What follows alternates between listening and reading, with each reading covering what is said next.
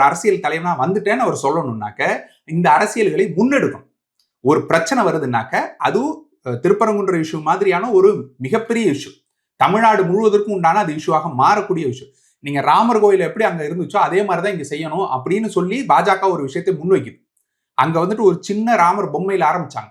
பொம்மையில ஆரம்பிச்சது அது வந்துட்டு ஒரு மசூதி இடிக்கிறதுக்கு கொண்டு போய் அந்த இடிச்ச இடத்துல அவங்க ராமர் கோயிலை கட்டி முடிக்கிற வரைக்கும் அவங்க விடவே இல்லை, தொடர்ந்து செய்யறாங்க. அதுதான் RSS சங் பரிவாருடைய அவருடைய வேலைப்பாடே என்னன்னா, சின்ன இஷ்யூவா இருக்கிறத மீண்டும் மீண்டும் ஊதி பெரிதாக்கி கொண்டு போய் மக்கள் மத்தியில் அது வந்துட்டு விதைச்சு அதன் மூலமாக ஒரு மத அரசியலை செய்யறது தான். இப்போ தீபம் ஏத்துறதுங்கிற ஒரு சின்ன விஷயத்துல ஆரம்பிச்சது இன்னும் தொடர்ந்து கொண்டு இருக்கு. நீங்க முடிஞ்சிச்சுன்னு நினைக்காதீங்க. அந்த இஷ்யூ தொடர்ந்து கொண்டு இருக்கிறது. அடுத்த ஆண்டுன்னு அவங்க தொடர்ந்து இதை செய்வார்கள். அதை எக்ஸ்போஸ் பண்ண வேண்டியது யாரு? மக்கள்கிட்ட அது நல்லிணக்கத்தோடு செயல்படணும்னு சொல்ல வேண்டியது யாரு? அரசியல் தலைவர்களோட கடமை. அதை செய்யாம நீங்க போறீங்கன்னா, தட்டி கழிச்சுட்டு போறீங்கன்னாக்க மக்களை நீங்க ஏமாத்துறீங்கன்னு அர்த்தம்.